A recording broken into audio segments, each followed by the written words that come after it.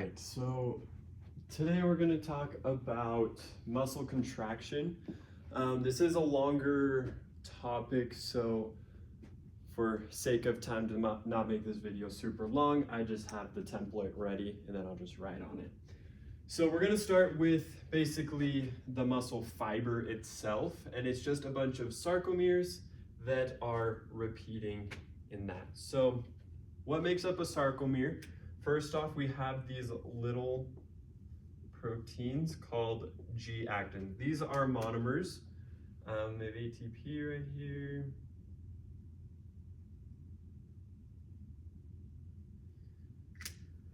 And once these all come together, they form a polymer, and this is F-actin. And this little part right here is a myosin binding site.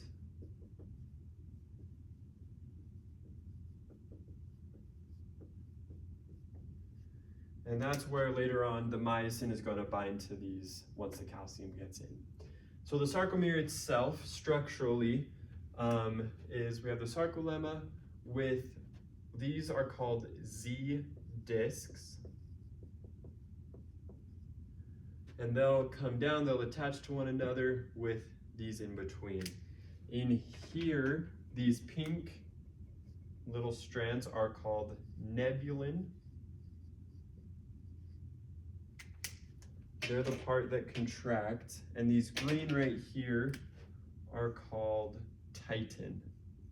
Titin is pretty much kind of the infrastructure of the sarcomere. So back to this, the F-actin in the sarcomere itself is on the nebulin. And so I'm just gonna draw it in, kind of like that. Imagine these are just polymers that look beautiful.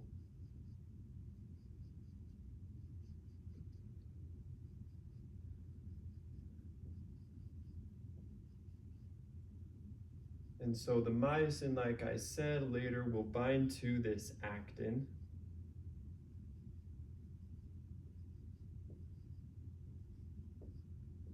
Okay. It'll bind to this F-actin and it will pull it and contract it. There's another thing on the F-actin. It is called tropomyosin.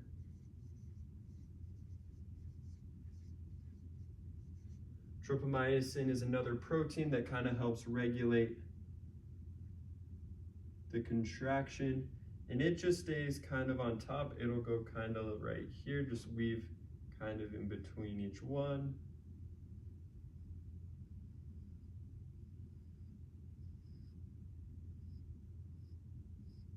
And for sake of time, we'll just do that.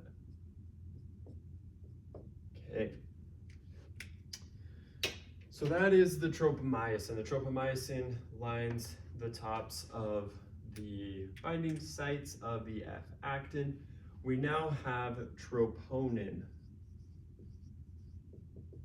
Troponin has three parts, has an I part, a T part, and a C part. The I part really likes the F-actin. Itself will bind to the F-actin. The T part likes the tropomyosin, and the C part, calcium, it likes calcium. And it has, let me grab an eraser. It has 4 binding sites for calcium. It has 2 high affinity and 2 low affinity. Affinity just means how much it wants to bind to it. And these are situated kind of like this, bonded to the tropomyosin, the F-actin, leaving the calcium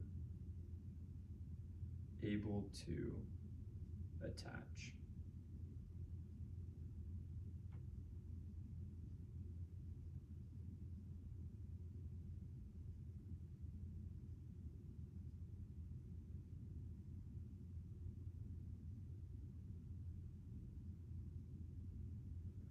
And then Imagine this all the way up. So that's the troponin on the actin and the tropomyosin. This is the sarcomere. So this is a sarcomere. And these all repeat to create actin itself.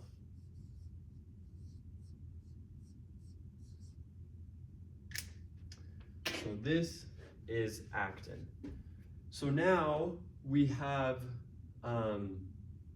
other parts to this. Sorry, I forgot, but we have, this is myosin type 2. Myosin type 2. And here we have what are called two heavy chains, which are the head, the tail, and the hinge. And then we have two light chains, which are just kind of right here. And they're just alkali chains, and they help regulate the myosin. So a simpler form of this just kind of looks like this. In here we have ADP and a phosphate. It's just the head, the light chains, and then we have the heavy chains. This format, this conformation is uncocked, and this is cocked. And I'll explain the cycle in just a little bit, but these, the myosins, are on the titin. So it'll go kind of like that.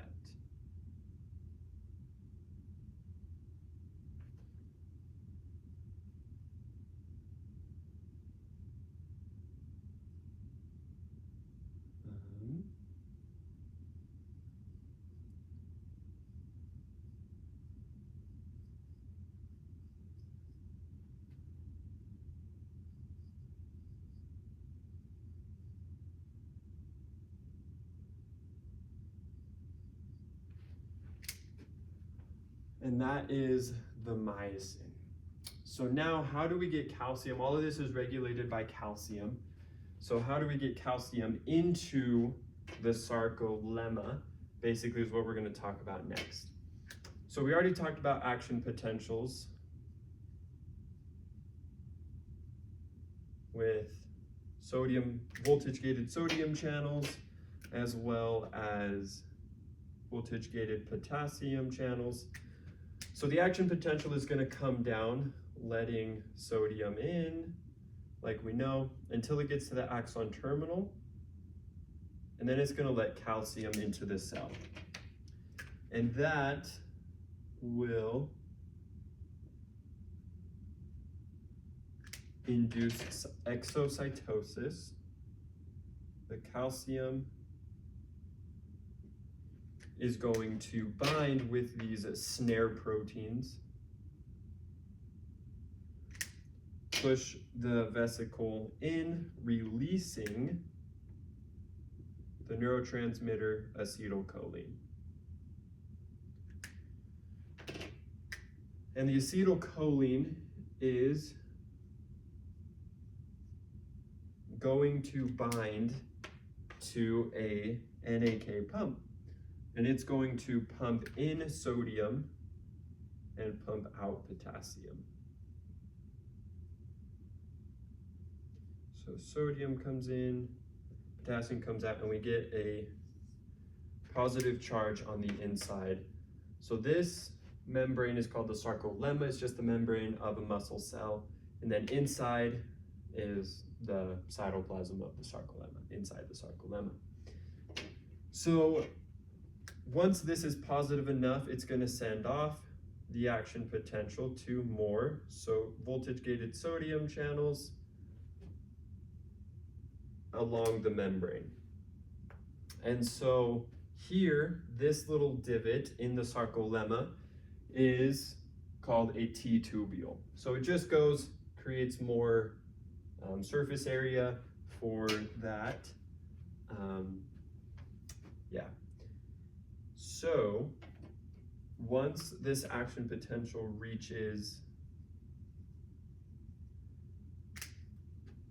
the T-tubule, we have on the T-tubule, we have a voltage-gated calcium channel, which is a DHP receptor, dihydrogen pyridine.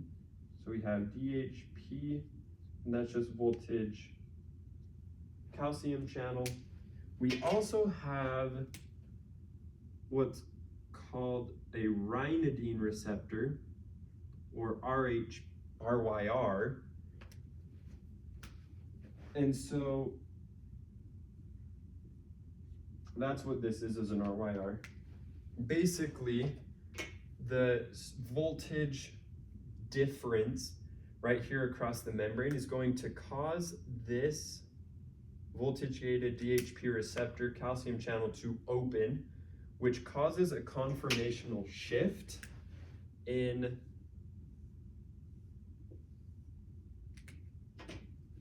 the RYR. I'll just enlarge that a little bit.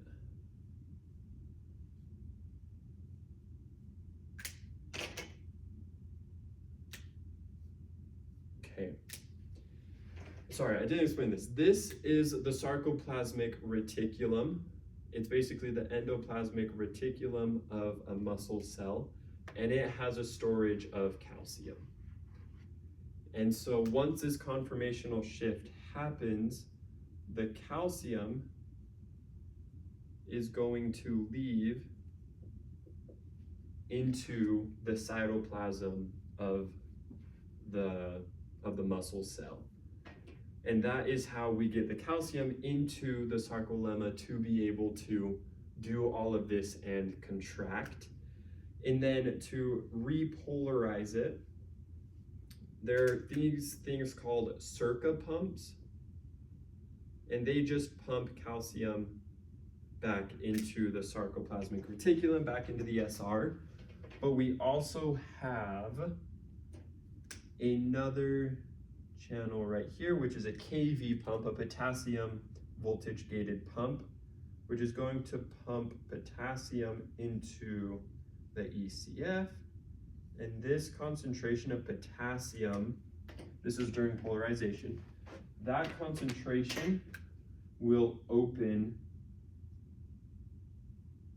a chlorine, which is a negative charge, channel into the sarcolemma, helping to repolarize and reestablish the resting membrane potential after the action potential. And so the chlorine gate channel opens with a high concentration of potassium in the extracellular fluid. And then we also have Circa pumps pumping calcium back into the SR to again reestablish that, that balance of charge. And so we're going to just stick with, we just got calcium out into the cytoplasm. And we're now going to look how this skeletal muscle contracts with all of that.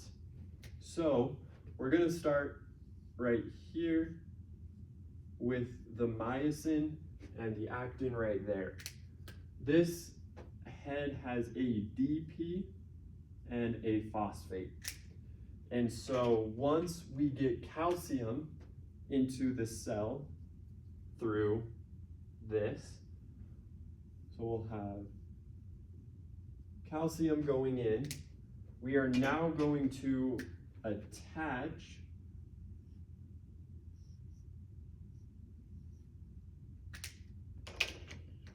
the myosin to the actin.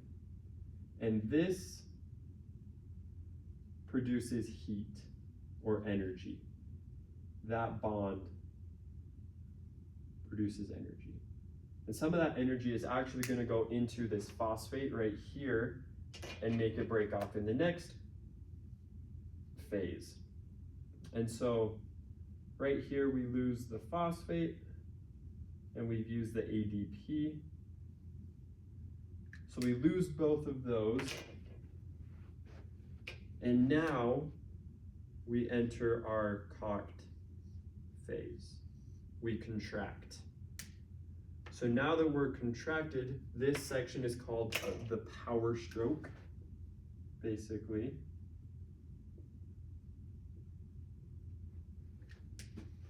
And we lose that phosphate because of that bond, lose the ADP in the next one, and we enter our cocked. We're contracted at this point. Now to relax, we need ATP. This ATP enters and we detach from the actin. The myosin detaches from the actin, that space right there. And again, we release energy or heat.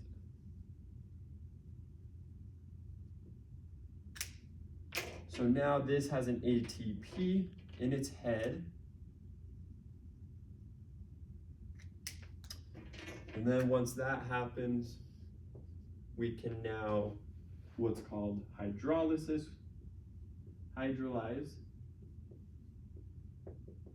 Basically, we're going to move that one of the phosphates out into the branch, and we start this over. This is called the cross-bridge cycle.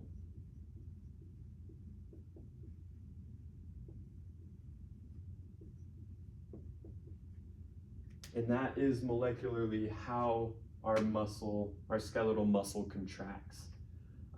There are different energy sources, basically, that this ATP comes from. The first one, it'll come from the cytoplasmic stores, basically just everything we have in the cytoplasm.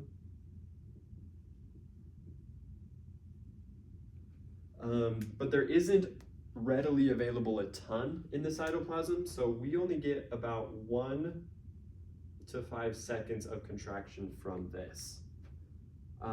So we don't get a ton of contraction, like I'll contract 1, 2, 3, 4, 5, I've already burned through the cytoplasmic ATP. Now we have another one called the creatine phosphate.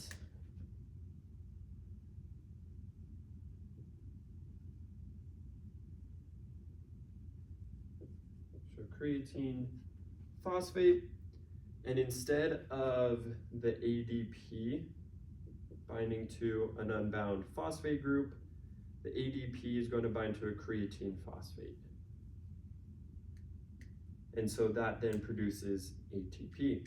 This gives us about 10 seconds of contraction. So again, not a ton. And then that creatine gets into the muscles and stays there. But again, it only produces about 10 seconds of muscle contraction, so not a ton. So the third energy source is glycolysis. And we already know that from Bio 180.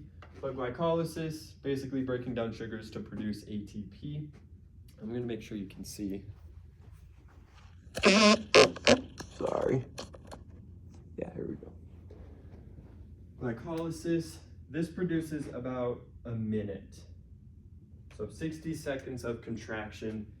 So again, with all three of these energy sources, we only get about over a minute of contraction, so not a ton. So our main source of our main source of ATP is aerobic respiration. So this happens in the mitochondria,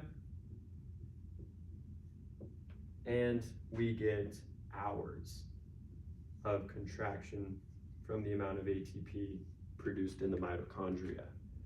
The big difference between number 4 and 1 through 3 is oxygen. So aerobic, number 4 needs oxygen. So you need oxygen if you're going to do it, whereas these ones are anaerobic, so you don't need O2. You don't need oxygen for these three, but they don't create a ton of ATP. And so the cytoplasmic stores, they're good for like super fast twitch muscles, like the eyes, we're constantly moving, but we're not contracting a ton for long periods of time. And so the cytoplasmic reticulum, these are good for quick contractions like eye muscles. We're moving our eyes a lot, but they're not constantly contracting, if you know, for long periods of time. Whereas the mitochondria is good for like blood vessels, for like smooth muscle that needs to be contracted for long periods of time. Aerobic respiration is a good source for energy. So now we're going to move on to smooth muscle. There are two types of smooth muscle, one called just like a single unit and a multi-unit. A single unit basically is a lot of individual smooth muscle fibers electrically joined together. And when that signal comes, they'll all contract together. This is good for your intestines. So your intestines will just continue to contract and go along all together. Whereas the multi-unit, when that signal comes, only one is going to contract at a time. And that's good for like blood vessels and things like that. Now for smooth muscle and skeletal muscle, our source of calcium is a little bit different. So for skeletal muscle, our calcium largely came from the sarcoplasmic reticulum, whereas in smooth muscle, we have a few options.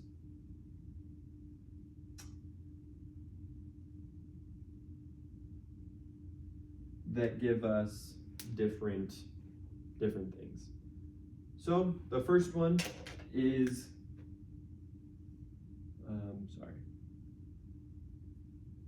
the first one is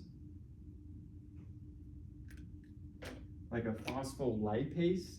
Basically the signal will come, get the signal, and then a secondary messenger is going to go in and open up the RYR to release calcium from the SR. However, that's not the only one. We also have DHP. So DHP, voltage gated calcium will flow in. Number 3 is ligand gated.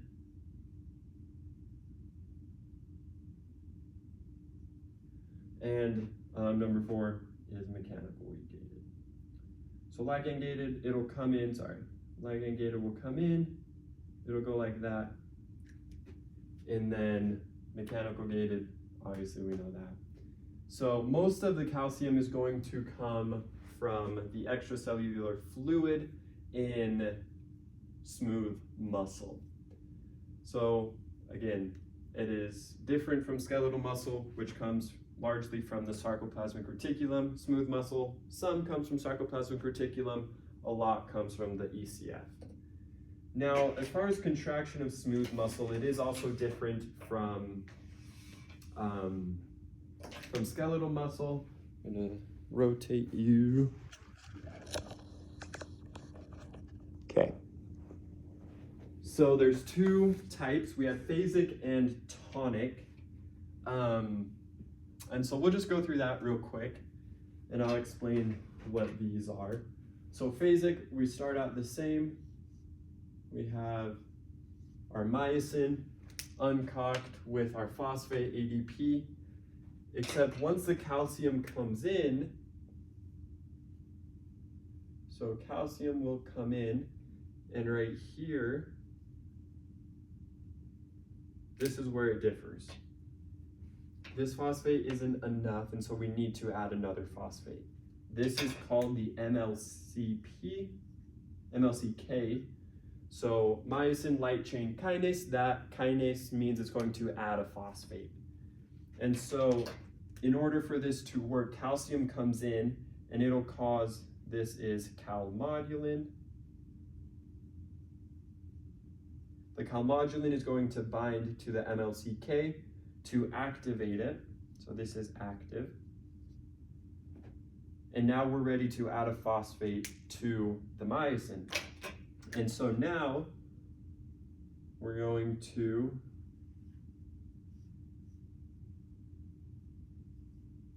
add that, but we also have an extra phosphate because of the MLCK coming in.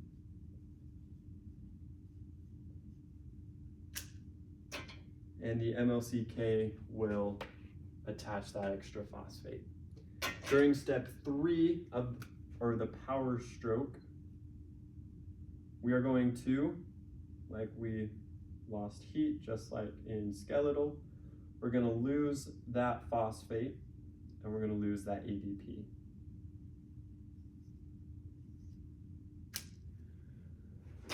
And we're going to cock our myosin, and it's going to be in the cocked conformation state, and we're going to come here and we're going to add ATP, and we're going to release it, and now we have that. And now we have a little bit different. Sorry, we still have that extra phosphate on. Okay, now here's where it gets a little different. If I'll explain this first. MLCP is myosin light chain phosphatase, which means it'll detach that extra phosphate. This is Rho kinase, and it regulates MLCP. If Rho kinase inactivates MLCP, it'll have a phosphate on it, and MLCP will allow for hydrolysis, except we still have that phosphate, and so we just go straight to that. That is the hydrolysis in the phasic contraction of smooth muscle. However, if we get calcium for the Rho kinase, high levels of calcium, Rho kinase won't be able to inhibit the MLCP, and the MLCP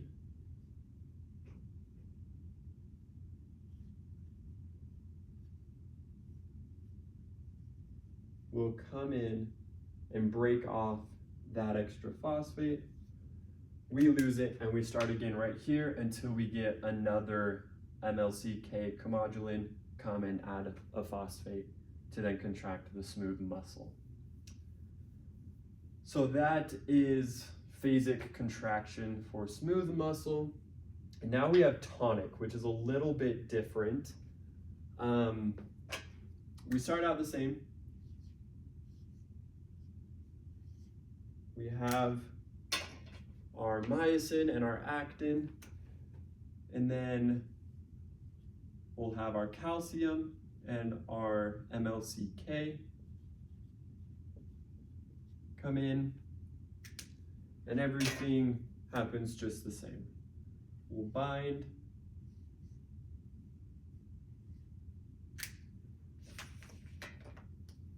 and we'll have that extra phosphate.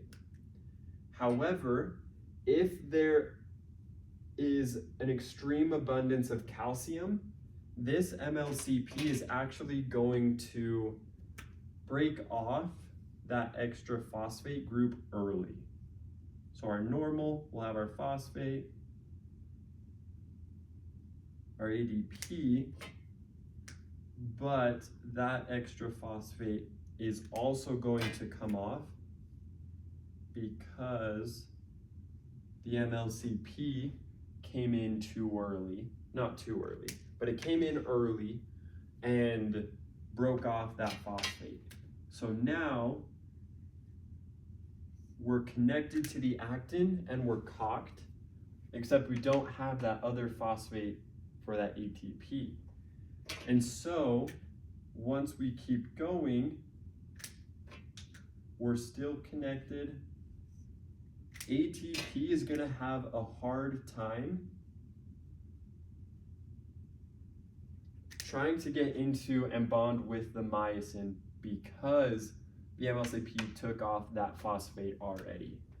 And so this is what we call our latch state. It takes a really long time to get back to our resting state for the ATP. This latch state.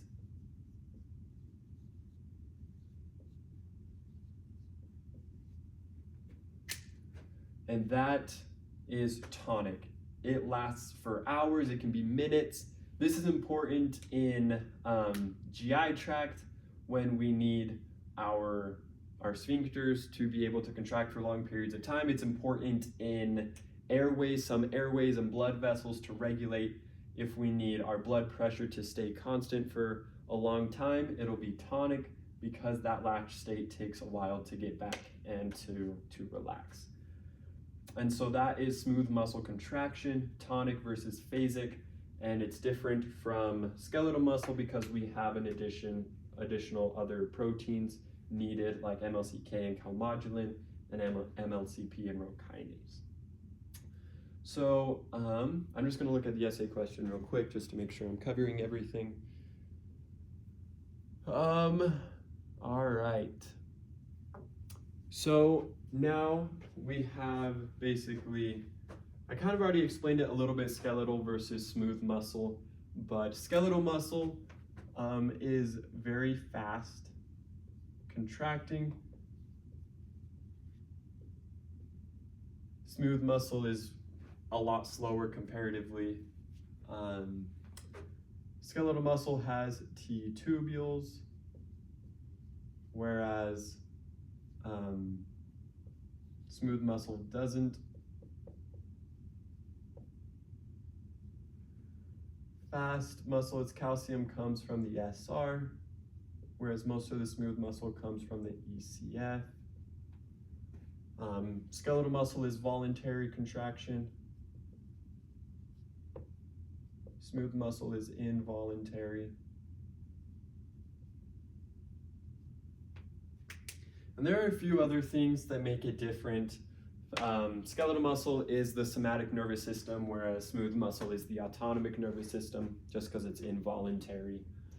So now we need to learn a little bit about receptors, stretch receptors versus Golgi receptors, and then a couple of reflexes. So stretch receptors in our muscle, we have, this is a muscle body. In our muscles, we have what's called a stretch receptor.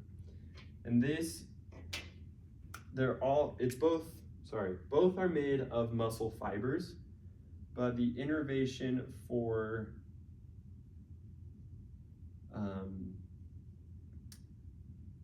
the outer muscle, we call this extrafusal.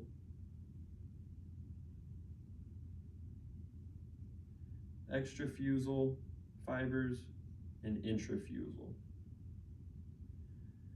So the blue is the intrafusal, it's the stretch fiber. So the extrafusal fibers are alpha motor neurons. They're innervated by alpha motor neurons, and then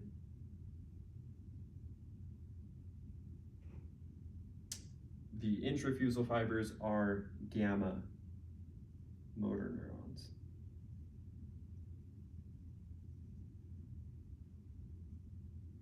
All right, so I enlarged it a little bit so that we could see what it's made of. There's two sections, and this is called a muscle spindle, This is a muscle spindle, which is a stretch receptor muscle spindle. So in this spindle, we have what's called a chain fiber. And as you can see, these nuclei are kind of in a line. And then we have a bag fiber. And the nuclei of this one are separated throughout the bag. And we also have sensory neurons that come off of these. And the sensory neurons for this are type 1A, and then for chain, it's 2A.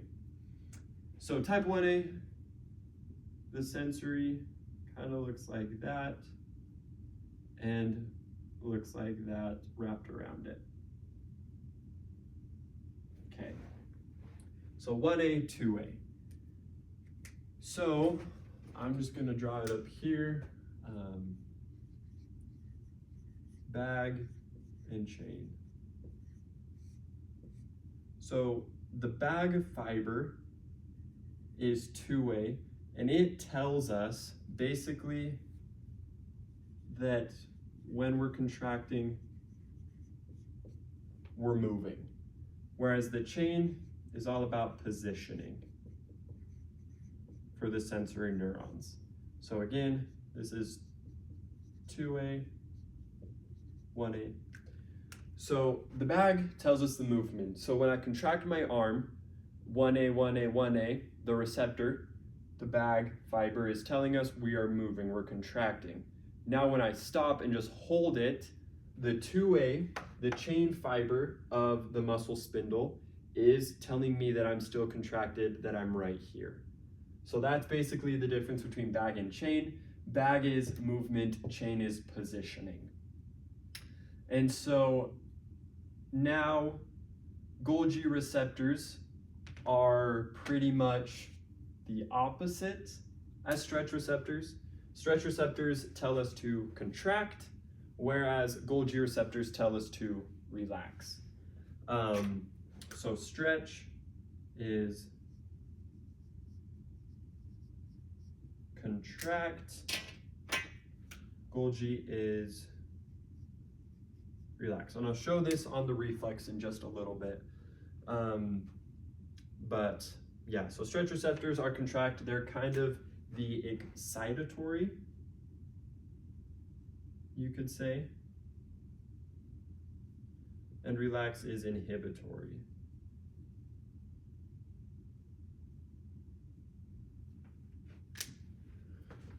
So now that's stretch receptor versus Golgi receptor. Stretch receptors tell us to contract, Golgi receptors tell us to relax.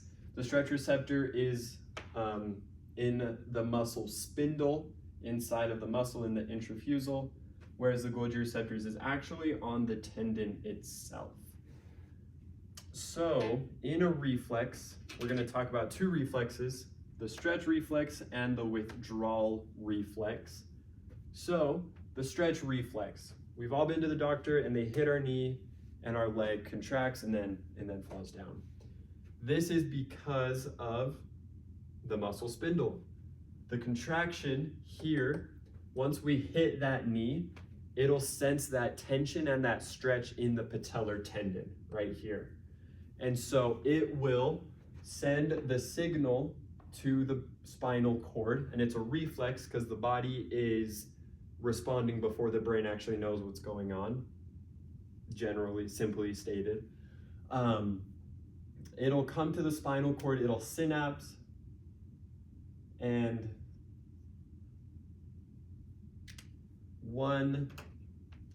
it'll send out the efferent signal to the effectors. This is our knee, so this is our quad, and this is our hamstring.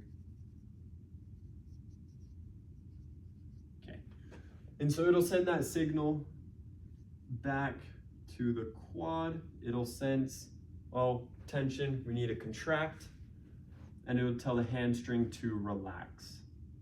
And so this is like an EPSP, and this is an IPSP. And these are interneurons, just a really small neuron for the IPSP, to then tell the hamstrings to relax while the quad contracts. However, the Golgi receptor also senses that initial that stretch or tension in the patellar tendon. So it's also going to send, imagine it's the same side, but for space, I put it on the other. But it'll send the message to the spinal cord and synapse. And again, Golgi relaxes, stretch contracts. So it's going to tell the quad to relax and the hamstring to contract a little bit. And so once that reflex hits your knee, our quad contracts and then it relaxes, and then our hamstring also lets it come down. And so that is the stretch reflex. Basically, we'll have that the stretch receptor will contract whatever muscle is needed to be contracted, while the Golgi very soon after tells it to relax. Now the withdrawal reflex is kind of the same idea. I didn't draw it, but basically these use different receptors. That's my lovely hand. Ow. So it's going to send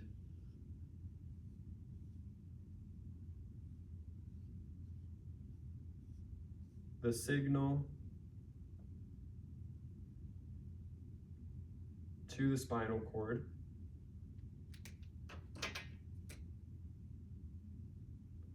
and do the same thing.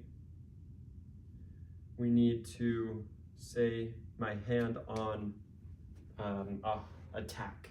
So my hand just hit a nail, and so the nociceptors, these are the receptors that detect pretty much the pain. So they're gonna say, that hurts, I need to move my hand really fast.